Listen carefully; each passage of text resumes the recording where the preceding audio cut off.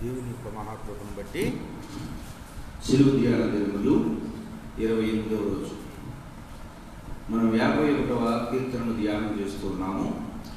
51వ కీర్తనలోని సంగతులను దేవదేవుని ఎదుట హృదయపూర్వకముగా దావీదు గారు ఏ విధంగా అయితే ఒప్పుకున్నాడో మనం కూడా అలా ఒప్పుకోవడానికి ఆయన సన్నిధిలో ఏకీభవిస్తూ ఉన్నాం. యేసు ప్రభు చెప్పాడు, నా గురించి ఆడవద్దు, మీ గురించి మీ పిల్లల గురించి ఆడవాలి. నిజమే, ఆయన సన్నిధికి ఎందుకు వచ్చాము మనము? మన గురించి ఎందుకని? మన గురించి, మన బిడ్డల గురించి దేవుని సన్నిధిలో మొరపెట్టడానికి. బహుశా మనమేమైనా తప్పిదములు చేశామేమో, మనమేమో అతిక్రమణ చేశామేమో, అది దేవుని ఎదుట ఒప్పుకోవడానికి ఆయన సన్నిధిలోనికి మనం వచ్చాము. వచ్చిన మనందరికీ కూడా దేవుడు చెప్తూ ఉన్నట్లు, మీకు నాకు అడ్డుగా ఉంది, ఆ అడ్డును మీరు తొలగించుకున్నది. ఆ అడ్డును తొలగించుకోవడానికి వచ్చారు. ఏంటి అడ్డు? పాపం అనే అడ్డు. నిజంగా 51వ కీర్తన మనం ధ్యానిస్తూ ఉన్నప్పుడు మనందరికీ అర్థమవుతా ఉంది. ఏమర్థమవుతా ఉంది? ఇవన్నీ మనలో ఉన్నవి. అవునా కదా? చెప్పండి. ఇవన్నీ మనలో ఉన్నవి. మొదటి వచనము నుండి మనం ధ్యానం చేస్తూ ఉన్నప్పుడు ఇవన్నీ మనలో ఉన్న అతిక్రమములు, తప్పిదములు. అలాగే 6వ 7వ వచనము నుండి మనకు కావలసినటువంటి అవసరతలు 7వ వచనము నుంచి అవసరతలు 6వ వచనం వరకు తనలో నుండి అతిక్రమములు ఒప్పుకున్నటువంటి దావీదు గారిని మనము జ్ఞాపకం చేసుకోవచ్చు. నిజముగా దేవుని వాక్యం ఎప్పుడు కూడా మనకు అనువాయించుకోవాలి. మనతే దేవుడు మాట్లాడాడు, నాతోనే దేవుడు ఈరోజు ఈ విషయం నిమిత్తం నాతో మాట్లాడుతూ ఉన్నాడు. నీకు వినపడుతూ ఉందంటే ఎవరి గురించి మాట్లాడుతూ ఉన్నట్టు? నిశ్చయముగా నా గురించే దేవుడు మాట్లాడుతూ ఉన్నాడు. నీతో మాట్లాడినప్పుడు నిజంగా ఒకవేళ అటువంటి ఏమైనా ఉన్నవేమో చూసుకుని మనం ఏం చేసుకోవాలి? సరి చేసుకుని దేవుడిలో ముందుకు మనము కొనసాగు వ్యక్తుల్లాగా మనము జీవించాలి. దేవుని బిడ్డలారా, మరి రాత్రి దినమందు మనం అంశాలు తీసుకున్నాం తప్ప పిల్లలు చేసిన అడగడానికి ఏమైపోయింది? అది ఏడు తిరిగి వెళ్ళిపోయిందో అడ్రస్ లేదు. ఏం చెప్పానో ఏం తెలిసిందో మీకు కూడా నాకు అర్థమైంది. రాత్రి వాక్యం నిజం చెప్పండి, కొంచెం అర్థమవునట్టుంది. అంతకుముందు ప్రతిరోజు ఏ అంశం అయితే తీసుకున్నామో అదే అంశము స్పష్టత, క్లారిటీ వచ్చేది. మరి రాత్రి అయితే ఎక్కడ చేసినటువంటి అడావుడి, ఆ అడావుల్లో ఇటు తీసుకున్నామో, ఏ అంశం తీసుకున్నామో, ఏ అంశం వెళ్ళిపోయిందో ఎవరికి క్లారిటీ లేదు. సరే, అదే విషయం గురించి ఒక మాట చెప్పిన తర్వాత నేను ఆ కింద ఉన్నటువంటి అంశాన్ని వచనాన్ని కూడా మనం ధ్యానం చేద్దాం. చూడండి, అక్కడ ఏమన్నాడంటే దేవుడు, నాకేం లేదు, ఉత్సాహము లేదు, సంతోషము లేదు. ఉత్సాహము సంతోషము లేదు కనుక నువ్వు నాకేమి ఇవ్వాలి? ఉత్సాహం ఎందుకు లేదు అంటే, నేను నీకు దూరంగా ఉన్నాను కనుక. ఏ పని మీద నాకు కాన్సన్ట్రేషన్ లేదు, ఏ పని చేయాలనుకున్న పనిలో స్థిరత్వం నాకు కుదరట్లేదు. నిజమే. చూడండి, ప్రాణము హుషారుగా లేనప్పుడు, సంతోషం ఉత్సాహంతో లేనప్పుడు ఏ పని మనం చేయలేము. ఇందులో మంచినీళ్ళు కూడా ఉంచుకోలేము, బాటిల్లో నీళ్ళు కూడా తాగలేము. ఏమంటే ప్రాణం నీరసం చేస్తుంది. ప్రాణం హుషారుగా ఉన్నప్పుడు, సంతోషం ఉత్సాహం హృదయంలో ఉన్నప్పుడు నువ్వు తినే ఆహార విషయంలో నీకేం కలుగుతుంది? సంతోషం కలుగుతూ ఉంది.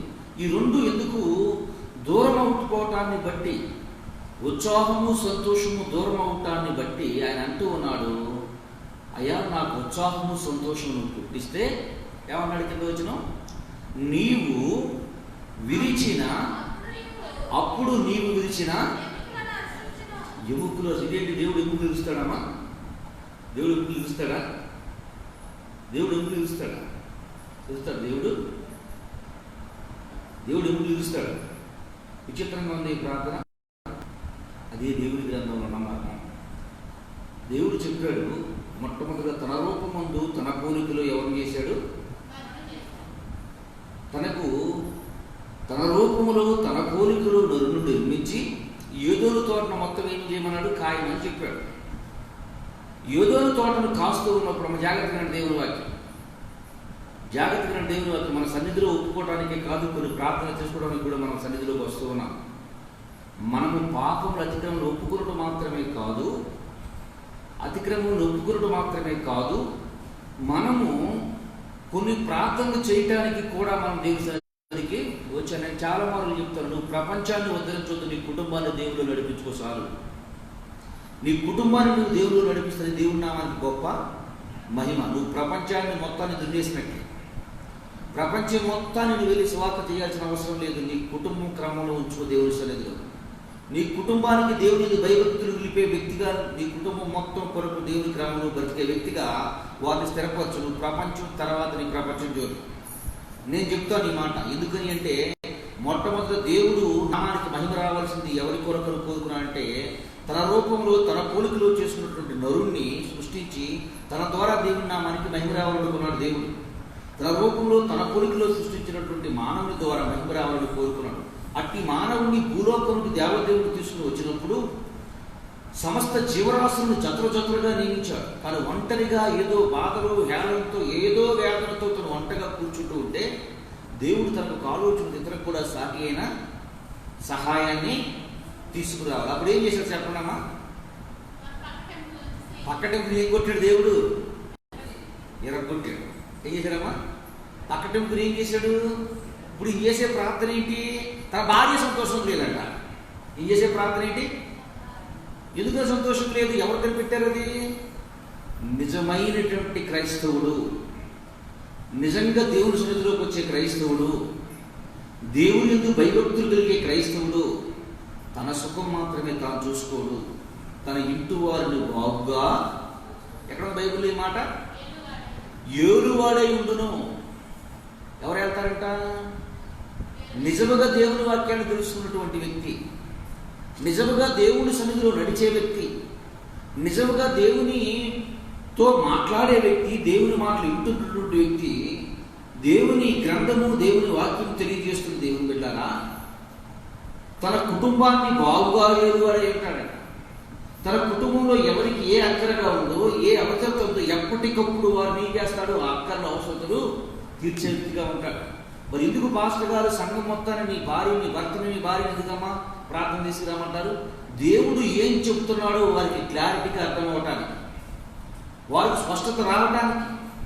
అరే మనుషులు చెప్తే మారదు, దేవుడు చెప్పినా మారడా చెప్పండి? తెలియనప్పుడు అనుకోండి, ఉదాహరణకి ఇక్కడి నుంచి మనము కమలాపురంకి రాఘవాపురానికి దారి తెలుసు, వస్తున్నాం వెళ్తున్నాం. రాఘవాపురానికి సత్తుపల్లికి దారి తెలుసు, వస్తున్నాం వెళ్తున్నాం. అలాగే చిత్రపూడికి రాఘవాపురానికి దారి తెలుసు, వస్తున్నాం వెళ్తున్నాం. హైదరాబాద్కి తెలుసు నీకు దారి అమ్మా? దారి తెలుసు హైదరాబాద్. ఇక్కడ నుండి చింతలపూడి వెళ్ళే వరకు ఎన్ని స్పీడ్ బ్రేకర్లు ఉన్నాయో తెలుసు, ఎక్కడ గోతులు ఉన్నాయో తెలుసు, ఎక్కడ ఏ విధంగా నడపాలో తెలుసు. స్పీడ్కి వెళ్ళే సమయంలో స్పీడ్గా వెళ్తావు, డౌన్ అయిపోవలసిన డౌన్ అవుతావు, గోతులున్న చోట గోతులతో నీ బండిని రన్ చేసుకుంటా వెళ్తావు. ఎందుకని నీకు తెలిసిన దారి. హైదరాబాద్లో కూడా మంచి రోడ్డు ఉన్నప్పుడు సాకు తినట్టు వెళ్ళిపోగలవా? ప్రతి పరిస్థితిని ఏం చేసుకుంటావు? నీవు పరీక్షించుకుంటూ వెళ్తావు. ఒక్కొక్క మారు బాగుంది అనుకుని చెప్పి స్పీడ్గా వెళ్ళేటప్పుడు తనకు అనుకోని రీతిలో ఒక గొయ్యో లేకపోతే ఎదిగే స్పీడ్ బ్రేకర్లో పడగానే బండిని ఏం చేస్తుంది? కుదిపేస్తుంది. ఎందుకనేది? తెలియని దారిని బట్టి కుదిపేస్తూ ఉంది. కుదిపేసింది అని తెలియగానే మన రెట్లలో వచ్చేటప్పుడు ఏం చేస్తావు? దాన్ని నీవు సరి చేసుకుంటావు. దేవుని బిడ్డలారా, తాను చేసే నడక, తన ప్రవర్తన, తన క్రియలు, తన ఆలోచనలు, తను జీవించే జీవితము తెలియనిసేపు డౌన్ అవుతాడు, బ్రేక్ అవుతాడు. ఎప్పుడైతే ఆ దారి, ఆ తిరుగుతున్నటువంటి నడక తనకు తెలుస్తూ ఉందో, ఇక్కడ ఈ విషయంలో ఈ విధంగా నేను తప్పుకొని వెళ్ళాలి, ఇక్కడ నా దారి, ఇక్కడ నేను ఇదే దారిలో సరిగా లేను, ఇక్కడ నా నడక సరిగా లేదు, నా నడక నేను ఏం చేసుకోవాలి? మార్చుకోవాలి. ఇక్కడ నా ప్రయాణంలో కొంత ఆటంకం కలుగుతుంది. ఈ ప్రయాణాన్ని అడ్డుగా ఉన్నటువంటి గోతుల్ని నువ్వు పెట్టుకున్నటువంటి గమ్యం, గోతులు ఆగిపోయిన కదా, ఆగిపోతావా? ఎట్లా దాని దారిని రీచ్ అవుతారా? దారి ఆగిపోతారమ్మా. చంద్రపూడి వెళ్తున్నామ్మా, నాగోపురం దాటిందని డిఎన్ రోడ్ సగం ఈ దగ్గర నుండి పోతునూరు దాటే వరకు ఇదే రోడ్డు ఉన్నాయి. ఎవడన్నా 10 కిలోమీటర్లు 20 కిలోమీటర్లు దాటి స్పీడ్ మీద వెళ్ళగలరా? ఎట్లా ఉన్నాయి గోతులు? భయంకరం. ఎందుకు పాస్టర్ గారు ఎన్ని చెప్తూ ఉన్నారు నాకు అంటే, తప్పిదము ఒప్పిదము తెలిసినప్పుడు, ఇది దారి కరెక్ట్గా లేదని చెప్పినప్పుడు అక్కడ ఎలా నడవాలో ఆలోచనతో, జ్ఞానంతో, తనకున్న అనుభవాన్ని ఉపయోగించి ఆ నడక, ఆ దారిని తాను నడుస్తాడు. అలాగే నీ భార్య లేదా నీ భర్తల దేవుని సన్నిధిలోకి వచ్చినప్పుడు నీవు నడవలసినటువంటి దారి, నీ నడవలసినటువంటి నడక, నువ్వు ఎక్కడ బ్రేకులు వేయాలి, ఎక్కడ స్పీడ్ బ్రేకర్లు ఉంటాయి, ఎక్కడ గోతులు ఉంటాయి, ఎక్కడ దారి ఎలా ఉంది అని ఆ దారిని నీకు ఒక క్లారిటీ రావట కొరకే ఏం చేస్తారో అందుకని దేవుడి సన్నిధిలోనికి రావాలి. దేవుడి సన్నిధిలోనికి వస్తే వారు నడిచే నడకను, వారి జీవితాన్ని, వారి కుటుంబ పరిస్థితుల్ని ఎప్పటికప్పుడు వారు సరి చేసుకుంటూ బ్యాలెన్స్ చేసుకుంటూ వెళ్ళడం జరుగుతూ ఉంది. ఇక్కడ చూడండి, దేవుడు బిడ్డ దావీదు గారు అంటూ ఉన్నాడు, నువ్వు వెరిసిన ఎముకలన్నీ ఏం చేయాలంట? హర్షించడం అంటే ఏంటి? హర్షించడం అంటే ఏంటి? నేను మొట్టమొదటిసారి 98-99లో కబడ్డీ నేషనల్ పేరు కానప్పుడు పేపర్లో నా ఫోటో పడింది. ఇప్పటికీ ఉన్నాయండి ఫోటోలు చూసుకోవడానికి. ఆంధ్రప్రదేశ్ తరపు నుంచి కబడ్డీకి ఆంధ్రప్రదేశ్ రాష్ట్ర తరపు నుంచి జట్టు నుంచి ఆడటానికి ఎంపిక వెళ్ళాడని చెప్పి ఒక పేపర్లో ఫోటో వేశారు. ఏమని రాశారంటే, ఈయన ఈ విధంగా సెలెక్ట్ అయ్యి ఆంధ్రప్రదేశ్ తరపు నుంచి ఆడటానికి ఇతను ఏం చేస్తున్నాడంటే, సంఘం ఉన్నటువంటి ఊరు పెద్దలు, గ్రామంలో అందరూ హర్షించారు. హర్షించడం అంటే ఏంటి? అభినందించరి. హర్షించడం అంటే ఏంటి?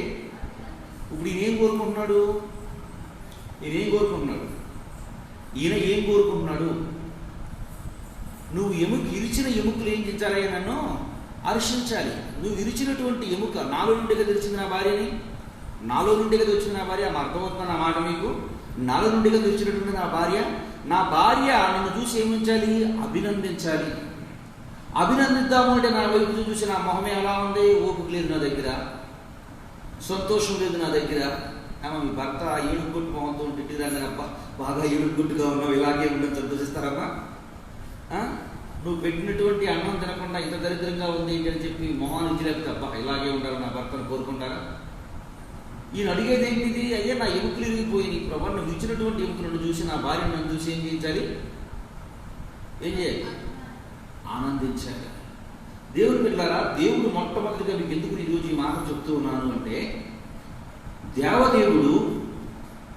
దేవుడికి మహిమ ఎక్కడి నుంచి రావాలని కోరుకున్నాడు అంటే, పరిశుద్ధ గ్రంథమైన బైబిల్లో ఆదికాండము 1వ అధ్యాయం, 2వ అధ్యాయం, 3వ అధ్యాయం మనం ధ్యానం చేస్తే, 1వ అధ్యాయం 26 నుంచి 28 వచ్చిన వరకు మనం ధ్యానం చేస్తే, తన రూపంలో తన పోలికలో నరుని నిర్మించాడు. నిర్మించేటప్పుడు స్త్రీనిగాను పురుషులుగాను నిర్మిద్దామనుకున్నాడు. కానీ పురుషుని చేసి, పురుషులలో నుండి స్త్రీలు తీసి, ఎముకల నుంచి స్త్రీలు చేసి, వారిరువురిని ఒక కుటుంబంగా ఏర్పాటు చేసి, ఒక కుటుంబంగా భూలోకానికి తీసుకుని వచ్చి, మీరు ఫలించి అభివృద్ధి పొందండి, మీ ఫలింపును బట్టి నాకేం రావాలి?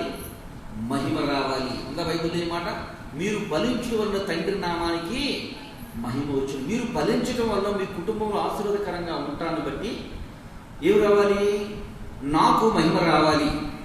అయితే ఇక్కడ జరిగిన విషయం ఏమిటి అంటే, కుటుంబ వ్యవస్థను ఏం చేశారు? అవాదము చెడగొట్టేసుకున్నారు, పోగొట్టేసుకున్నారు. ఏం చేశారు? దేవుడి నామానికి అవమానకరం చేసేటట్టు లోపల నుండి బయటకు వచ్చేసారు. ఎక్కడి నుండి బయటకు వచ్చేసారమ్మా? ఏదోరు తోట నుండి దేవుడు ఎన్నుకున్నటువంటి తోట నుండి, దేవుడు నిర్మించినటువంటి తోట నుండి, జీవవృక్షములు కలిగినటువంటి తోట నుండి బయటకు వచ్చేసారు. ఇప్పుడు దేవుడు వారు ఫలించాలని కోరుకున్నాడు. ఆ ఫలింపులో నుంచి ఏమైపోయారు? వీళ్ళు బయటకు వచ్చేసారు. తర్వాత దేవుడు మరి యొక్క తన రూపంలో తన పోలికలో దేవదేవుడు చేసినటువంటి దేవుడు మరలా మనిషిగా ఈ భూలోకానికి వచ్చి తనకు భార్యను చేసి కొనుక్కున్నాడు. తనను కూడా ఇరిచాడు. తను ఇరిచి తనలో నుండి తీసుకొచ్చాడు. ఎవరినే? సంఘాన్ని. యేసుప్రభు సిలువేకి ముందు సంఘం ఉందా? యేసుప్రభు సిలువేకి ముందు సంఘం ఉందా? గమనించండి. ఆదాముకు పక్కటెముక, ఆదాముకు గాయం అవ్వకముందు తనకు భార్య దొరికిందా? భార్య దొరకలా.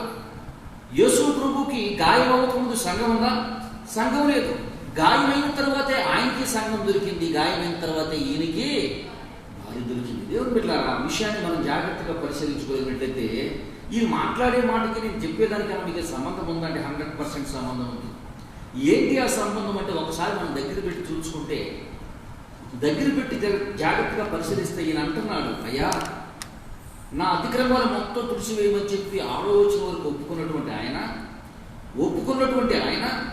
7వ వచనం 8వ వచనం వచ్చరికి దేవుడిని ప్రార్థిస్తూ ఉన్నాను. దేవుడు ఎలా ప్రార్థిస్తూ ఉన్నాడంటే, నేను ఈ స్థితిని ఇట్లా ఉంటాన్ని బట్టి నా భార్య ఎలా ఉంది? నన్ను చూసి ఆనందించి అభినందించే వ్యక్తిగా లేదు. నన్ను చూసి నా భార్య సంతోషపడే వ్యక్తిగా లేదు. నన్ను చుట్టి నా భార్య ఇగో నా భర్తకి ఇచ్చినటువంటి స్థానం ఉందని చెప్పుకునే పరిస్థితిలో లేదు. అట్లా చెప్పుకోవాలని నీ సన్నిధిలో ఏం చేస్తాను? నేను ప్రార్థన చేస్తాను. అమ్మ, అంతే నా మాట అర్థం. ఏం చేయాలి? నువ్వు విధించిన ఎముకలు ఏం చేయాలి? నన్ను హర్షించాలి. హర్షించడం అంటే తెలుగు పదము అభినందించటము. ఎప్పుడు అభినందిస్తారు? ఎప్పుడు అభినందిస్తాడు?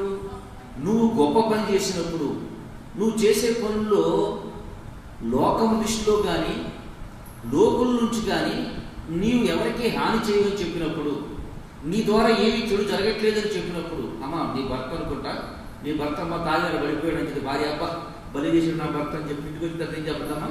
ఒక మైక్ పెట్టి బంధువులను చూసి మా భర్త నుంచి ఏమనుకున్నావు తెలుసా?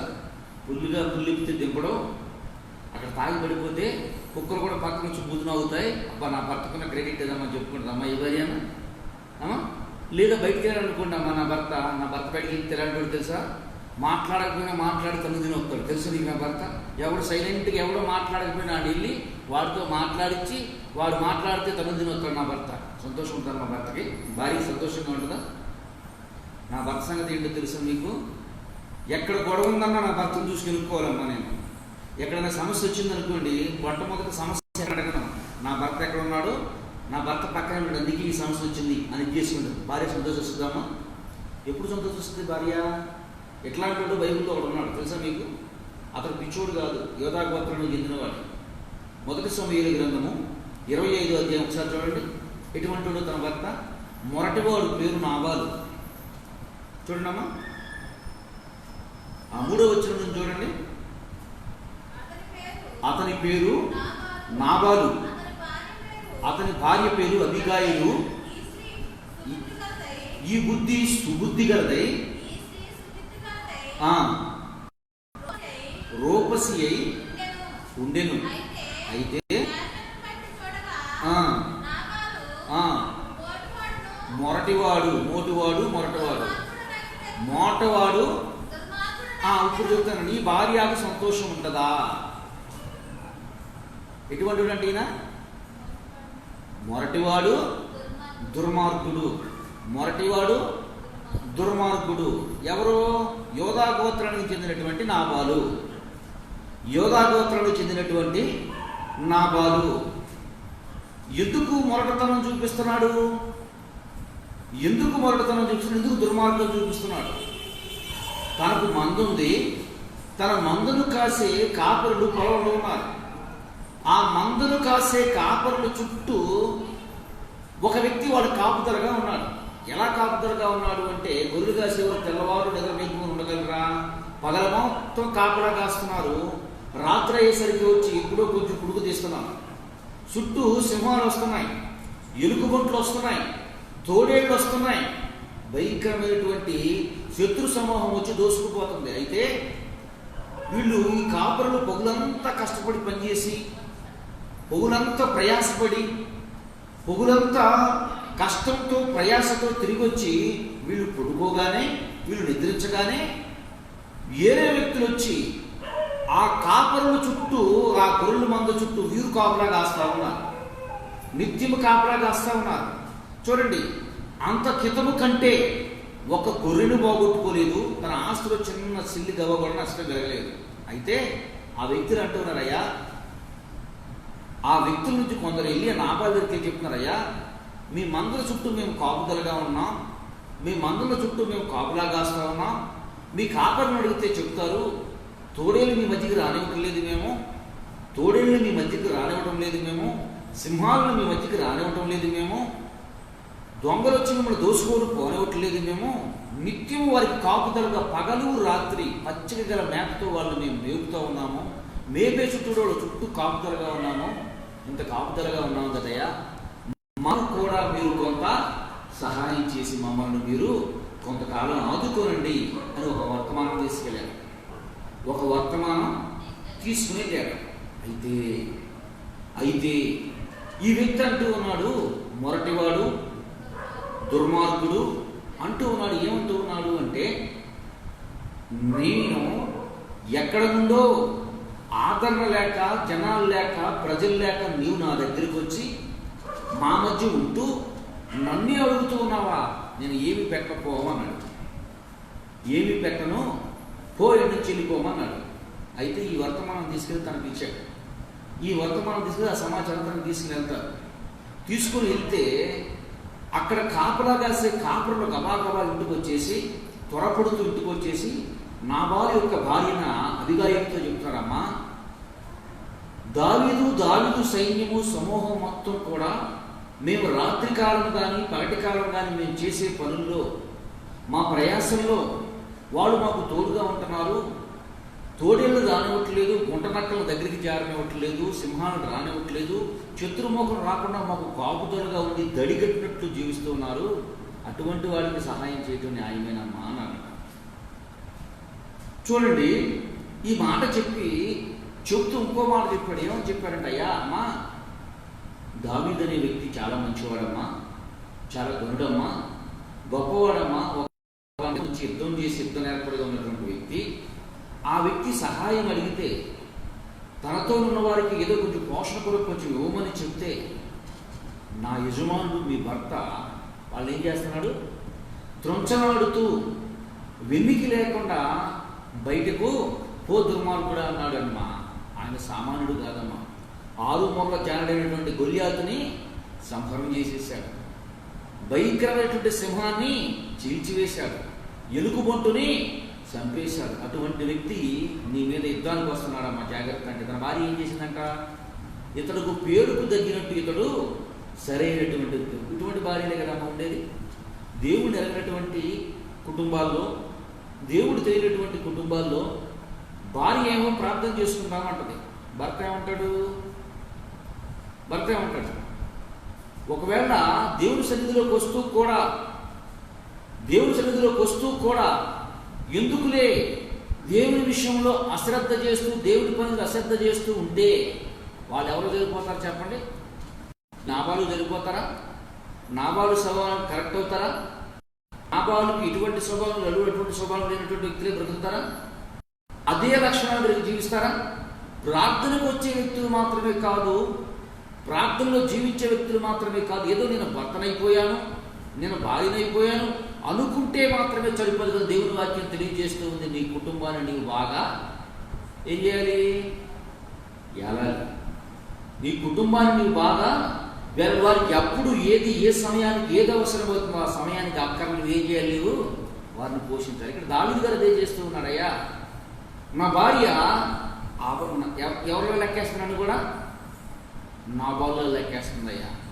లెక్కేస్తుందేమో ప్రభువా, లెక్కేస్తుందేమో ప్రభువా, అమ్మ లెక్కేస్తుందేమో ప్రభువా. ఆయన భయం ఏంటి, ఆయన ఆలోచన ఏంటి, అమ్మ ఎవరికి ఆసక్తిగా ఉన్నట్లేదు వాక్యం, ఏమి ఎందుకు అవ్వట్లేదు అమ్మ దేవుని వాక్యం, ఎందుకు అవ్వట్లేదు. దావీదు గారు ప్రార్థన ఏంటి చదవండి, ఎందుకు వచ్చిన చివరి మాట, నీవు ఇరిచిన ఎముకలు హర్షించాలి, నీవు ఇరిచినటువంటి ఎముక హర్షించాలి, నా భార్య నిన్ను అభినందించాలి. ఎందుకు అభినందించాలని కోరుకుంటున్నాడు? తనకు పుట్టినటువంటి కుమారుడు ఏమైపోయాడు, చనిపోయాడు. తన మొహంలో ఏం లేదు, సంతోషం లేదు. తన మొహంలో ఏం లేదు, ఆనందం లేదు. తినను చూసినప్పుడు తన భార్య అభినందించే స్థితి ఉందా, అభినందించే పరిస్థితి ఉందా? దేవుని బిడ్డల దేవదేవుడు ఈరోజు మా అందరితో మాట్లాడుతున్నటువంటి మాటలు, భర్త లేరు కాబట్టి భార్యలే ఉన్నారు కనుక భార్యలతోనే చెప్తూ ఉన్నాను. నువ్వు చేస్తున్నటువంటి పనిని బట్టి, నువ్వు చేసే పనిని బట్టి నీ భర్తకి ఏం రావాలి, ఘనత రావాలి. 14వ అధ్యాయం సామెతల గ్రంథం మొదటి వచనం చూడండి ఏమన్నా, చాలాసార్లు చదివించాను, మళ్ళీ చదివిస్తాను ఒకసారి ఆ మాట. సామెతల గ్రంథము 14వ అధ్యాయం మొదటి వచనం. సామెతల గ్రంథము 14వ అధ్యాయం మొదటి వచనం. జ్ఞానవంతురాలు తన ఇల్లు కట్టును, మూఢురాలు తన యువతులు తన ఇల్లును ఓడ పెరుకును. ఇక్కడ భర్త లేదు, భర్త గురించి మాట్లాడదాం. తొందరందరూ ఎవరు, భార్యలే. స్త్రీలు ఉన్నారు కాబట్టి స్త్రీల గురించి చెప్తూ ఉన్నాను. నీవు దేవుని సన్నిధికి వస్తూ ఉన్నావు, గత 27 రోజుల నుంచి దేవుని సన్నిధిలో ప్రార్థన చేస్తున్నాయా, నీకు నాకు ఏ అడ్డు ఉండకూడదు ప్రభువా. తండ్రి, నా పాపం నీకు నాకు అడ్డుగా ఉంది ప్రభువా. నువ్వు చెప్తూ ఉన్నావు, ఎర్రని వలె నీ పాపము కెంపు వలె ఎర్రగా ఉన్నా హిమం వలె తెల్లగా ఉన్నట్టు నన్ను చెయ్యి ప్రభు అని ప్రార్థన చేశావు. ఇదిగో మీ పాపాలను ఎంత ఎర్రగా ఉన్నా గొర్రె బొచ్చోరి తెల్లగా వచ్చిన దగ్గర కడుక్కోమని దేవుడు చెప్తున్నాడు. ప్రభు కడుక్కోవడానికి వచ్చాను. మా పాపాలను ఒప్పుకుంటున్నాము. మా నడకతో మేము చేసే తప్పుదాలు కానీ, మా నోటితో మేము చేసే పాపాలు కానీ, మా కళ్ళతో మేము చేసే పాపాలు కానీ, మా చేతులతో మేము చేసే పాపాలు కానీ, మా ప్రవర్తనలో మేము నిరీక్షించే పాపాలు కానీ ప్రభా, ప్రతి పాపము తండ్రి మీకు మాకు అడ్డుగా ఉండకూడదు అని, అడ్డుగా తండ్రి బ్రతకకూడదు అని అయ్యా హృదయపూర్వకుడి సన్నిధిలో మేము ఒప్పుకుంటున్నాము ప్రభు అని ప్రార్థన చేస్తున్నాం. ఇదే ప్రార్థన దావీదు గారు చేశాడు. దావీదు గారు ఇదే ప్రార్థన చేస్తూ ఇంటి దగ్గర జ్ఞాపకం చేస్తున్నాడు, కుటుంబాన్ని జ్ఞాపకం చేస్తున్నాడు. అయ్యా నేను చేసే పనిని బట్టి, నేను చేస్తున్నటువంటి పనిని బట్టి ప్రభా, నా భార్య నా భర్తను చూసి ఏం చేయాలి? అభినందించాలి. అమ్మా నువ్వు ప్రార్థన చేసావంటే, నువ్వు ప్రార్థన చేయ, నేను ఎక్కడికి పని మీద వెళ్తాను బయటికి. నువ్వు ప్రార్థన చేస్తేనే నేను పని మొదలు పెడతాను. నువ్వు చేసే వ్యవసాయం అయి ఉండొచ్చు, వ్యాపారమైన అయి ఉండొచ్చు, ఉద్యోగమైన అయి ఉండొచ్చు, నేను చేసే ఏదైనా అయి ఉండొచ్చు. అంటే దొంగతనం కాదమ్మో, మరి ఏదైనా కూర్చోంటే ఎవరు అంటున్నారులే అని అంటున్నాడు. ఒకప్పుడు నేను విశ్వాసగా ఉన్నప్పుడు ప్రార్థనకి వెళ్తుంటే ఒక మా అమ్మ ఏం చెప్పిందంటే, అయ్యా వచ్చి 20 రూపాయలు ఎంతో కాలం చేసినప్పుడు 20 రూపాయలు అంటే గొప్ప అయ్యగారు మా మనవడు గురించి ప్రార్థన చేయండి. నేనేం ప్రార్థన చేస్తాడు ఏమేం చెప్తున్నాను. మా అబ్బాయి చిత్తూరుకి వెళ్ళాడండి మా మనవడు, ఈ డబ్బులు వచ్చి ఇంకా బాగా రావాలని.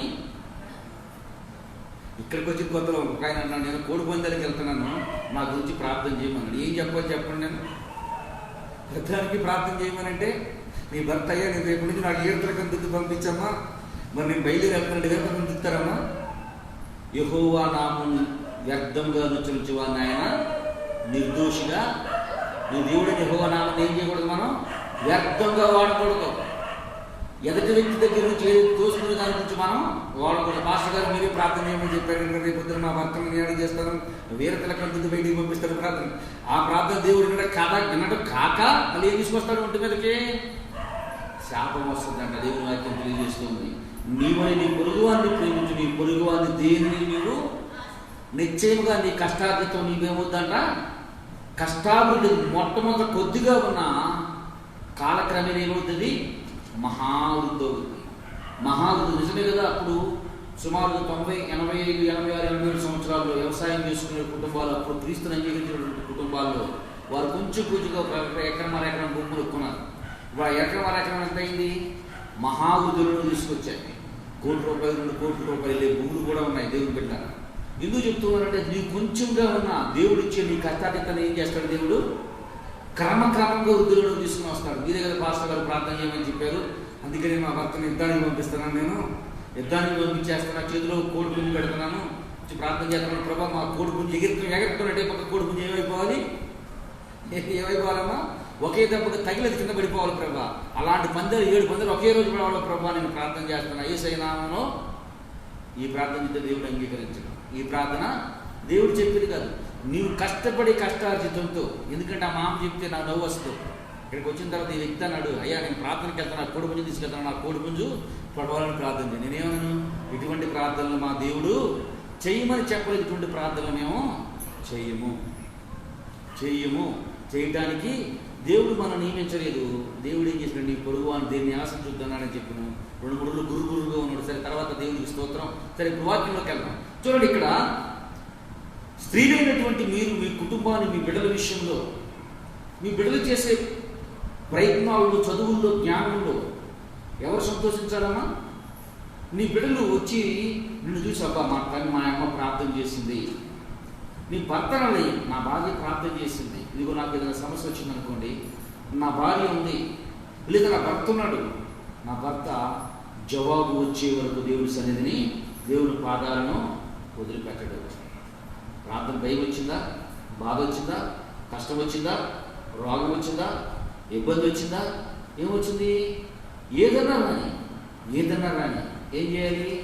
నాకు నా ఇప్పుడు చూడండి, ఎముకలు ఎవరి దగ్గర ఉన్నాయి? భర్త దగ్గర ఉన్నాయి. ఎముక ఎవరి దగ్గర ఉంది? భార్య దగ్గర ఉంది. మీరు ఎముకలు ఏం చేయాలి? మీ ఎముకలు హర్షించాలి. మీరు భార్య ఎముక ఉన్నారు, నీ భర్త దగ్గర ఉన్నాయి కదా, నీ భర్త నిన్ను అభినందించాలి, నీ భర్త నిన్ను సంతోషించాలి. ఇక్కడ అదే నువ్వు ఇచ్చిన ఎముకలన్నీ హర్షించును, సంతోషించును, ఆనందగానం చేయను. ప్రభువా తండ్రి, నా మొహంలో ఉత్సాహం పుట్టించు, నా మొహంలో సంతోషం కలిగించు. నువ్వు విరిచిన ఎముకలను చూసి ఆనందించాలని చెప్పి దావీదు గారు కోరుకుంటూ ఉన్నాడు. మనము కూడా చేసే ప్రార్థనలో మన కుటుంబాన్ని జ్ఞాపకం చేసుకుంటూ ఉండాలి. మన కుటుంబాన్ని దేవుడి సన్నిధిలో ఏదో నోటి మాటతో ఇప్పుడు వదిలిపోయేటట్టు కాదు. నిజంగా చెప్తున్నాను, నువ్వు ప్రార్థిస్తూ ఉన్నావు అంటే నువ్వు చేసే ప్రార్థన నీ భర్తకు నీ కుటుంబ సభ్యులందరికీ తెలుసుకోవాలి. ఎందుకని ప్రార్థన నుంచి ఎక్కువ కలిసేయటమా. మన వ్యక్తి నాకు ఫోన్ చేసి అడిగాడు, అయ్యా మరి నా మీద పరిశుద్ధాత్మ వస్తున్నాడు, పరిశుద్ధాత్మ వస్తుంది మా సంఘంలో, మరి మంచిది, పరిశుద్ధాత్మ వస్తున్నాడు, చక్కని ప్రవచనాలు చెప్తున్నాయి, ప్రవచనాలు కూడా నెరవేరుతున్నాయి, మరి అది నిజమేనా కాదంటారా అన్నాడు. మీరు నమ్ముతున్నారా అన్నాను. మరి నమ్ముతున్నాను, మరి నాకెందుకు ఫోన్ చేశారు నువ్వు నమ్మినప్పుడు అన్నా. కాదయ్యా నాకు డౌట్ ఉంది, అది అడుగుతున్నాను అన్నాడు. మరి ఆవిడ ఎలా ఉంటుంది అన్నాడు. ప్రార్థనలో నుంచి బాగానే ఉంటుందండి, బయటకు వచ్చిన తర్వాత ఇంగ్లీషు, తెలుగు, తమిళ, ఉర్దూ మొత్తం కలిపి ఒకేసారి వాడేస్తుంది అన్నట్టు. అంటే అర్థం ఏంటి అమ్మా? అర్థం అంటే ఏంటి? ఇంగ్లీషు, తమిళ, ఉర్దూ, మలయాళం, మరాఠీ మొత్తం కలిపి వాడేస్తుందండి అన్నట్టు. అంటే అర్థం ఏంటి? అంటే ఆ మాటకు అర్థం ఏంటి? అన్ని లాంగ్వేజ్ వచ్చేమాట తల్లికి. నేను అన్నా నీ వయసు ఎంత అయితే నాకు 40 సంవత్సరాలు వయసు ఉంటాను. సరే మంచిది. మీరు దేవుడు తెలుసుకున్నటువంటి ఉన్నప్పటి నుంచి మీ చిన్న బాల్యంలో ఎవరైనా అన్ని సంబంధించినటువంటి అంటే యేసు ప్రభువును కాకుండా ఇక్కడ గుళ్ళో ఉన్నటువంటి దేవి దేవతలను మీరు విమర్శించడానికి చెప్పే మాట కాదండి. ఉన్నారా ఉన్నారండి అన్నారు. మీ ఊళ్ళో పూనకాలు వచ్చాయా అంటే వచ్చాయండి అన్నారు. మరి పూనకాలు వచ్చినప్పుడు ఏం చెప్పేవాళ్ళు అంటే మాటలు చెప్పేవాళ్ళు అండి అన్నారు. మరి పూనకం దగ్గర తర్వాత ఏం చేసేవాళ్ళు అంటే ఈ పూనకం మానేసి ఆ పూనకం పెట్టుకునేవాళ్ళు అండి అన్నారు. ఏ పూనకం? తిట్ల పూనకం మొదలు పెట్టేవాళ్ళు. మరి వాళ్ళకి వీళ్ళకి తేడా ఏమని చెప్పయ్యా? వాళ్ళకి వీళ్ళకి తేడా ఉంటే వాళ్ళకే పూనకం వచ్చేది, చెప్పేది వాళ్ళకే జరిగాయి, వీళ్ళకే పూనకం వచ్చేది వీళ్ళు చెప్పేవి వీళ్ళు జరిగాయి. పరిశుద్ధాత్మక అయినటువంటి వ్యక్తి ఎలా ఉంటాడు? క్రమంగా ఉంటాడు, క్రమంగా ఉంటాడు, భయభక్తులు నిలుపుతూ ఉంటాడు, భయభక్తులు కలిగి ఉంటాడు. తన మాట్లాడే మాట విషయంలో కూడా ఎవరైనా నా మాటను బట్టి వాళ్ళు నన్ను పట్టుకుంటారేమో, దేవుడి నామానికి మేమో అవమానం వస్తుందేమో, నేను బ్రతికే బ్రతుకును బట్టి దేవుణ్ణి నిందిస్తారేమో, నేను జీవించే జీవితాన్ని బట్టి దేవునికి అవమానకరంగా బ్రతుకుతాడేమని ఎప్పటికప్పుడు ఆఫీసులో పనిచేసే వ్యక్తికి చేతికి వాచ్ పెట్టుకుని గమనించారో గమనించలేదు. ఎందుకు చెప్పకుండా వాచ్ పెట్టుకునేది? అమ్మా టైం చూసుకుంటారు, భోజనం టయానికి భోజనం చేస్తారు, వచ్చేసే టయానికి వచ్చేస్తున్నారు. ఎప్పుడు కూడా తాను చూసుకుంటూ ఉంటాడు, తన వైపు తాను చూసుకుంటూ ఉంటాడు, దేవుని వైపు చూస్తూ ఉంటాడు, దేవుని వైపు చూస్తూ తను బ్రతుకుతూ ఉంటాడు. పరిశుద్ధాత్మ నిజమైనటువంటి దేవుని ఆత్మలో పరిపూర్ణమైన వ్యక్తులు ఎలా ఉంటారు అంటే ఇలా ఉంటారు అని చెప్పాను. అవునా కదా చెప్పండి. మరి పూర్వకాలంలో మీకు కొనగలు వచ్చినప్పుడు తెలుసామా? ఏం చేసేవాళ్ళు? మొదట ఈ పూనకంలో మాటలు చెప్పాడు, తర్వాత ఆ పూనకంలో మాటలు చెప్పాడు. ఆయన చెప్పాడు అన్ని భాషలు వచ్చాడు అన్నాడు. అన్ని భాషలో తెలిసే ఆయన అమోఘంగా ఇంకేమని చెప్పాను. అన్ని భాషలో రాదు, ఒకే భాష వస్తుంది. అంటే భాషలో నేను భాషల గురించి మాట్లాడుతున్నాను కదా, నేను చెప్పే భాష ఏంటంటే తిట్లు గురించి మాట్లాడుతున్నాను. అన్ని భాషల గురించి మాట్లాడుతున్నాడు అయ్యారు. అన్ని భాషలు నేను భాషలు ఏమనంటే దేవుని వాక్యంలో చెప్పిన ప్రతి మాట ఉన్నది. దేవుడు చెప్తున్నాడు భూమి ఆకాశము గతించు కానీ నా మాటలు గతించవు, ఏ మాత్రము గతించవు, ఉన్నది ఉన్నట్లు ఎప్పుడు జరుగుతుంది దేవుని వాక్యం తెలియజేస్తుంది. పరిశుద్ధాత్మ పూర్ణమైన మనం, పరిశుద్ధాత్మ పొందుకున్నటువంటి దేవుని ఆత్మచేత నడిపింపబడిన మన అందరం కూడా ఎలా ఉంటామమ్మా? ఎలా ఉంటాం? పర్ఫెక్ట్గా ఉంటాం. ఒక మాటలో ఏంటంటే ఫిట్గా ఉంటాం. అన్ని విషయాల్లో దేవుని నామానికి మహిమ తెచ్చే వ్యక్తిలో బ్రతుకుతాం. అన్ని విషయాల్లో దేవునికి ఘనత వచ్చే బిడ్డగా బ్రతుకుతాం. దేవుడు ఇక్కడ విషయాన్ని మనం జాగ్రత్తగా పరిశీలించినట్లయితే దావీదు గారు అంటుంది ఎముకలు హర్షించాలి, ఎముకలు అభినందించాలి. ఒక్కసారి మిమ్మల్ని మీరు ఆలోచించుకోండి. నిజంగా నేను ప్రార్థన చేయటాన్ని బట్టి నా భర్త నన్ను అభినందించే స్థితి నా దగ్గర ఉందా? మన ద్వారా కొంచెం బయటికి నేను చేస్తున్నటువంటి పనిని బట్టి దేవుడి సన్నిధిలో నేను వచ్చిన తర్వాత నడిచిన తర్వాత నిజంగా నా భర్త నన్ను చూసి ఆనందిస్తున్నాడా, సంతోషపడుతున్నాడు నా బిడ్డలు, మా అమ్మ నా తల్లి నేను చేసే ప్రార్థనను బట్టి నేను చాలా సంతోషిస్తూ ఉంది. మేము ఈరోజు ఈ స్థితిలో ఉన్నామంటే, ఈ విధంగా బ్రతికాము అంటే నిజంగా నా తల్లి నేర్పినటువంటి ప్రార్థన అని చెప్పగలరు ఎవరైనా? ఒక వ్యక్తి సాక్ష్యం చెప్తున్నాడు, నిజంగా నాకు కళ్ళ నీళ్ళు వచ్చాయి. చెప్తూ ఉన్నాడు. చాలా నాకు అనిపించింది, చిన్న బాల్యంలో ఉన్నప్పుడు అమ్మ ఈ మాట చెప్పినాను, చాలా జాగ్రత్త పిల్లలకు నేర్పండి విషయం. నువ్వు పడే కష్టం, నీ భర్త పడే బాధ, నీకు ఎదురవుతున్నటువంటి వ్యాపంలో స్పష్టంగా నీ భర్తకి చెప్పండి. ఒక వ్యక్తి చెప్పినటువంటి నిజంగా నా హృదయం కలిసివేసింది. ఫోన్లు చేస్తూ ఉంటారు కదా మాకు, ఫోన్లు చేసి చెప్పే వ్యక్తి, అయ్యారు నా వయసు ఇప్పుడు 35 సంవత్సరాలు వేసింది అంటే, మరి దేని గురించి ఫోన్ చేశాను ఆ వ్యక్తి చెప్తూ ఉన్నాడు. చిన్నప్పుడు మా నాన్న తెగ్గొట్టేవాడండి నన్ను. నేను అనుకున్నాను తెగ్గొట్టేవాడు అంటే, నేను అన్నా బాబు మరి నాన్నగారు దేవుని నమ్ముకున్నాడే, ఎప్పుడో దేవుని నమ్ముకున్నాడు అయ్యారు అన్నాడు. సరే మంచిది, మరి ఏం చెప్దామని నాకు ఫోన్ చేసావు, నీకు తెగ బాధేసేవాడు అయ్యారు మా నాన్న. మళ్ళీ అదే మాట ఏంటయ్యా నువ్వు చెప్పి ఏం చెప్దాం అనుకున్నామంటే, మా నాన్న కొట్టేవాడండి. కొట్టి చాలా క్రమశిక్షణలో పెట్టాలని క్రమశిక్షణలో పెంచారండి మమ్మల్ని. మరి ఏం చెప్దాం అనుకుంటున్నావు నువ్వు చెప్పున్నానంటే, అతను ఒక మాట చెప్తూ ఉన్నాడు. ఏమని చెప్తూ ఉన్నాడంటే, అప్పుడు నాకు అర్థం అవ్వలేదు అయ్యారు మా నాన్న కొట్టినటువంటి దెబ్బలు ఈరోజు నాకు అర్థమవుతుంది. ఏంటి ఎందుకు ఏం అర్థమవుతుంది, దేని గురించి నాకు ఏ విషయం చెప్దామని నువ్వు ఫోన్ చేశాను మళ్ళీ నన్ను అంటున్నాడు. నాతో పాటు తిన్న స్నేహితుల్లో ఒక్కడు ఈరోజు తినంగా లేరండి, ఒక్కడు క్రమంగా లేరండి. అందరూ ఇష్టానుసారంగా బ్రతుకుతూ ఉన్నారండి, ఇష్టం వచ్చినట్టు జీవిస్తున్నారండి, ఇష్టం వచ్చినట్టు. సరే బాబు ఆ స్టోరీ నాకెందుకు చెప్తున్నావు, సరే నీకు నాన్న గురించి చెప్పుకుంటే మీ చర్చిలో సంఘం ఉంది, మీ చర్చి దగ్గర చెప్పుకో, నాకెందుకు చెప్తున్నావు అని అంటే తను అంటున్నాడు, అయ్యగారు ఈరోజు నేను తండ్రి అయిన తర్వాత నాకు తెలుస్తుందండి ఆ బాధ. ఏం తెలుస్తుంది బాబు నీకన్నా, నా పిల్లలు అలరా చేస్తా ఉంటే మా నాన్న కొట్టిన దెబ్బ మూర్ఖుడు అనుకున్నాను మా నాన్నప్పుడు. ఈరోజు నా బిడ్డను కొడతా ఉంటే నా గుండెల్లో ఏమవుతుంది, కొట్టే ప్రతి దెబ్బ ఒంటి మీద కదా నా గుండెలు తగ్గుతూ ఉంది. నా బిడ్డలు నన్ను చూస్తే గడగడ ఉనికిపోతారు, కానీ ఆ ప్రేమ నాకు ఏమప్పుడు అలా అప్పుడు అర్థం అవ్వాలా, ఇప్పుడు అర్థమవుతుంది నాకు. ఇప్పుడు ఈ మాట నచ్చింది నాకు. ఏమన్నానంటే, ఆ రోజు నాకు అర్థం అవ్వలేదు గారు మా నాన్న నన్ను కొట్టేటప్పుడు ఎంత బాధపడ్డాడు, ఈరోజు నా బిడ్డలు నన్ను చూస్తే గడగడ ఉనికిపోతారు. నాతో పాటు వాళ్ళు అందరూ స్పెండ్ చేయాలని చూస్తూ ఉంటారు, నా దగ్గరికి వచ్చేసరికి స్పెండ్ చేయడానికి ఎందుకు ఇష్టపడంటే నా బిడ్డలంటే నాకు ప్రేమ లేకని కాదు, నా బిడ్డల్ని తీర్చుకుని కాదు, తండ్రి స్థానం తండ్రిగా ఇచ్చి వారికి ఏం కావాలో ఇప్పుడు ఏం కావాలో అన్నింటినీ సమకూర్చు నేనంటూ ఒక భయంతో నేర్పానండి అన్నప్పుడు. ఎందుకు మనం ఎన్ని బాగానే ఉన్నాయి, ఇంత ఏం చెప్దామని నాకు ఫోన్ చేసావని అడిగాను. ఏం చెప్దామని నాకు ఫోన్ చేసావనంటే, అయ్యారు దేవుడు మనల్ని కూడా దగ్గర చేసుకోవాలని ఇష్టపడతాడు కానీ, అయ్యారు దగ్గర చేసుకోవాలని ఇష్టపడతాడు కానీ, ఒకవేళ దగ్గర చేసుకుంటే మనం దేవుడు ఎదుటే పాపం చేస్తామని చెప్పి దేవుడు అందుకే మనం దూరం పెడుతున్నాడు అయ్యారు. నిజమే. ఇప్పుడు ఎందుకు నేను అన్నా, నువ్వు నాకు ప్రసంగం చెప్పడానికి ఫోన్ చేశాను కాదయ్యారు, ఎందుకు ఈ నెంబర్ చూసి నీకు ఫోన్ చేసి మాట్లాడాలనిపించి నేను మాట్లాడుతున్నాను. నిజమే కదా. మనం ప్రేమించే మన బిడ్డలను దండిస్తే తప్పు. నిజంగా తల్లి కానీ తండ్రి కానీ ఎంత బాధపడతారు, ఎంత బాధ కలుగుతుందో వాళ్ళకి. ఆ బాధలో సైతం వాళ్ళు ఏం చేస్తారు, దండిస్తారు.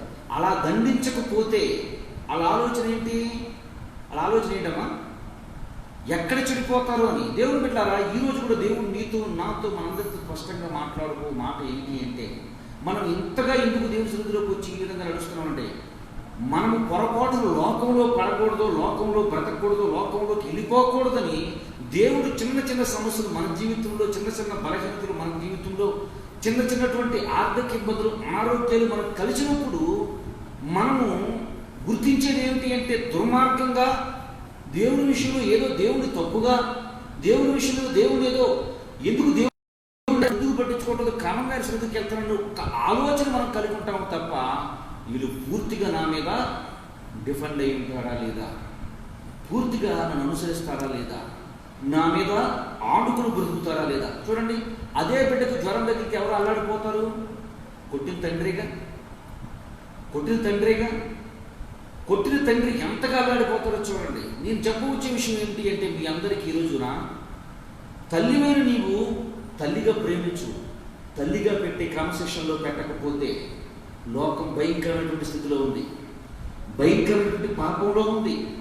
భయంకరమైనటువంటి పాపాన్ని చుట్టవేయటానికి సాతాను ఇప్పుడు గర్జించు సింహంలో ఎవరిని మింగుదామో చూస్తూ ఉంది. రేపు పొద్దున నీ కుమారుడు కానీ నీ కుమార్తె కానీ ఒకవేళ ఒక ఉన్నతమైన స్థానంలోకి వెళ్ళినప్పుడు, అది నా తండ్రి నన్ను ఆ రోజు ఆ విధంగా పెంచబట్టి, ఆ రోజు నా స్థానంలో నన్ను నాకంతా క్రమశిక్షణ నేర్పబట్టి ఈ అలవాట్ల నుంచి నేను దూరంగా బ్రతికాను. ఈ అలవాట్ల నుంచి దూరంగా బ్రతికి నా తండ్రి నుండి, నా తల్లిదండ్రుల నుంచి ఒక స్థాయికి బయటికి రాగానే దేవుని వాక్యాన్ని నాకు నేర్పారు కాబట్టి ఆ భయము భక్తి నుండి ఇప్పుడు ఇట్లా స్థిరంగా భయభక్తులు నిలిపింది అని నీ బిడ్డను నిన్ను అభినందించే స్థితి తీసుకుని వస్తావు. నీ భర్త నిన్ను ఇదిగో నీ కుమార్తె ఉంది, నీ కుమార్తె ఇంత క్రమశిక్షణలో నువ్వు పెంచావు, ఇంత భయభక్తులు నువ్వు పెంచావు, ఇదిగో నా భార్యకి క్రెడిట్ అంతా చెప్పి నీ భర్తని క్రెడిట్ చేసే స్థితిలోకి వస్తాడు. నీ భార్య ఇదిగో నా భర్త ఎప్పుడు నా పిల్లలకి ఏది కావాలో ఏది అవసరమో ఎప్పుడు నా నోటితో నేను అడగక ముందే ఇదిగో బిడ్డకి ఈరోజు ఇది కావాలి, ఈరోజు ఇది తేవాలని చెప్పకముందు ఎప్పటికప్పుడే తీసుకుని వచ్చాడని చెప్పి నీ భార్య నిన్ను గౌరవించే స్థితిలోకి వస్తుంది. దేవుడు అదే చెప్తూ ఉన్నాడు, ఇరుషులు ఎముకలు దర్శించాలయ్యా నా జీవితంలో. నీ దగ్గరికి వచ్చి నేను తప్పిదాన్ని ఒప్పుకుంటున్నా, పాపాన్ని ఒప్పుకుంటున్నా. పాపాన్ని ఒప్పుకుంటూ మాత్రమే కాదు ప్రభా, నా కుటుంబంలో నేను చేసిన ప్రతి తప్పిదాన్ని తండ్రి నీ ఎదుట ఒప్పుకున్నాను కనుక ప్రభా, నా కుటుంబం కూడా నిన్ను చూసే ఉంచాలి. కొంతమందికి బయట విలువ ఉంటుంది, ఇంట్లో ఏముండదు, సమాధానం ఉండదు. ఇంట్లో సమాధానం ఉండదు. గొప్ప గొప్ప లీడర్లు ఉంటారు, గొప్ప గొప్ప నాయకులు ఉంటారు. ఎందుకంటే కొంతమందిని నేను స్వయంగా చూశాం. ఊరికి పెద్ద పెద్ద మనుషులు వెళ్ళి నాన్నమ్మని పిల్లోడు ఏమని పిలుస్తాడో తెలియదు, తాతయ్యని ఏమని పిలుస్తాడో తెలియదు, తల్లిని ఏమని పిలుస్తాడో తెలియదు, ఓయ్ ఆయ్ ఓయ్ అని పిలుస్తూ ఉంటారు. దేవుని బిడ్డారా, క్రైస్తవుల కుటుంబాలమైన మనకివి తగవు. క్రైస్తవు దేవుడు తిరిగిన బిడ్డలమైన మనకివి తగవు ఉండటానికి వీల్లేదు. అభినందనలు నీకు రావు. ఏ పెంపకం రా బాబు నేను అనకూడదు. అరే దేవుని బిడ్డలు కాబట్టి వీళ్ళు ఈ విధంగా పెంచగలిగారు, దేవుడు తిరిగిన బిడ్డలు కాబట్టి ఈ విధంగా ఈ బిడ్డలు పెంచగలిగారు. దేవుడు తెలుసుకున్నారు కాబట్టి ఆ తండ్రి వీళ్ళని ఇంత క్రమశిక్షణలో పెంచాడు, ఆ తల్లి వీళ్ళని క్రమశిక్షణలో పెంచారు. నీ భార్యని చూసి మెచ్చుకోవాలి. రేపొద్దున నీ కుమార్తెను ఘనమైన స్థానం వచ్చుతూ ఉంటే నీ భర్తని చూసి మెచ్చుకోవాలి. ఇదిగో ఈ విధంగా ఉంచాడు నా భార్య కాబట్టి ఆ స్థితి రావాలని దావీదు గారు కోరుకుంటూ ఉన్నారన్న. ఆయన చేసే ప్రార్థనది. ఆయన తప్పిదాన్ని ఒప్పుకుంటూ వచ్చి ముందు తన గురించి చెప్పుకున్నాడు. తన గురించి చెప్పుకున్నటువంటి వ్యక్తి తన కుటుంబం గురించి చెప్పుకున్నాడు. దేవుడు అయ్యా నా కుటుంబం ఈ విధంగా ఉండాలి, నా కుటుంబం ఈ విధంగా బ్రతకాలి, నా బిడ్డలు ఈ విధంగా బ్రతకాలి, నా భార్య నన్ను చూసి ఇదిగో ఈ విధంగా క్రమశిక్షణలో వ్యక్తిని చెప్పి నన్ను ఘనంగా ఎంచాలి, నా బంధువుల మధ్య చెప్పాలి, నా యొక్క అత్తమామల మధ్య చెప్పాలి. నాకేంటి, నా భర్త నాకు తోడుగా ఉన్నాడు, నా భర్త ఇప్పుడు ఏది కావాలో చేస్తాడు. నీ భార్య గురించి చెప్పాలి. తన తల్లిదండ్రులమ్మా, నీ తల్లిదండ్రులు పెట్టాడు ప్రేమ సైతం ఆ భర్త మార్పించగలిగింది. నువ్వెంతగా ప్రేమిస్తావో నీకంటే ఎక్కువగా నా భార్య నన్ను ప్రేమిస్తుందని చెప్పి భర్త చెప్పగలిగే మనసు ఉండాలి. దేవుడు బిడ్డారా, ఇప్పుడు భార్య వరకే చెప్తున్నా, భర్త లేకపోతే భర్తకి అర్థం వచ్చి చెప్పండి. భర్త కూడా వస్తేనే కదా దేవుని వాక్యం అర్థమయ్యేది, భర్త కూడా వస్తేనే కదా దేవుడి గురించి తెలుసుకోగలిగేది. అందుకే దేవుడు అంటున్నాడు, ఎట్లా రావాలి దేవుని సన్నిధికి? సింగిల్గా రావాలి ప్రార్థనకి. భర్త కూడా వస్తేనే దేవుని మాట హృదయాన్ని తెరవబడతాయి. మీరేం చేస్తున్నారు? ఆయన అనట్లే, మీరు ముందే సుప్రీంకోర్టు జడ్జిమెంట్ ఇచ్చేస్తున్నారు. అమ్మ జిల్లా కోర్టు కూడా కాదు ఇచ్చే జడ్జిమెంట్. ఏ జడ్జిమెంట్ ఇస్తున్నారు మీరు? నా భర్త రాడు, వీళ్ళు రారు దేవుని సన్నిధిలో తీసుకుని కూర్చోబెట్టి దేవుని వాక్యం తీసుకుని ఒక దినం నీ ఆవులో గడుపుతా 1000 దినముల కంటే శ్రేష్టం. ఒక దినం ఆయన సన్నిధిలో గడుపుతాము 1000 దినముల కంటే శ్రేష్టకరమైన దేవుని వాక్యం తెలియజేస్తుంది. శ్రేష్టకరమైనటువంటి ఆశీర్వాదాలు, శ్రేష్టకరమైనటువంటి దీవెన, శ్రేష్టకరమైనటువంటి ఆశీర్వాదాలు మనం పొందుకోవాలి అంటే దేవుని బిడ్డలారా, దేవుడు చెబుతున్నటువంటి మాట, దేవదేవుడు ప్రకటిస్తున్నటువంటి మాటను మనం ధ్యానం చేస్తూ ఆ మాటను మన హృదయంలో తలపోసుకుంటూ ఆయనకు సాక్షాత్తంగా బ్రతకాలి అంటే ఒకసారి చదవండి అదే మాట. నేను ముగించేస్తానేమో, చదవండి అదే మాట నేను ముగిస్తానేమో. అప్పుడు నేను పిలిచిన ఎముకలు హర్షించును. ఎముకెవరో? భార్య ఏం చేయాలి? భర్తని అభినందించాలి. ఇప్పుడు అభినందించే పరిస్థితి ఉందా? లేదు. నేను చేసిన తప్పిదను బట్టి నన్ను అభినందించే పరిస్థితులు లేనయ్యా. నన్ను అభినందించాలి నా భార్య. అభినందించేటట్టు ప్రభు నాకు నేర్పు, నన్ను నిలవబెట్టు, నన్ను బలపరచు తల్లి. ఆ విధంగా నన్ను ప్రిపేర్ చేయి ప్రభు అని దేవుడు. ఈరోజు మీరు వచ్చారు, వచ్చిన మనందరం కూడా దేవుని అడగాలి. ప్రభా, నీ సన్నిధికి మేము వచ్చి వెళ్ళిపోతున్నాం, ఏదో వచ్చి వెళ్ళిపోయారన్నట్టుగా కాకయ్యా, నిజంగా తండ్రి ఈ 45 గడిచే రోజుల్లో, ఈ 45 గడిచే సమయానికి ప్రభా తండ్రి కుటుంబం నన్ను అభినందించేటట్టు ప్రభా నేను స్థిరపరచు ప్రభా, నన్ను బలపరచు ప్రభా, నా కుటుంబాన్ని, నా భార్యని, నా భర్తని, నా బిడ్డల తండ్రి ఆ విధంగా ప్రిపేర్ చేయ ప్రభు అని చెప్పుచు ఆయన సన్నిధిలో కూడిన మనందరూ కూడా హృదయపూర్వకంగా దేవుని అడుగుతూ ముందుకు కార్యక్రమం కొనసాగించుకున్నాం.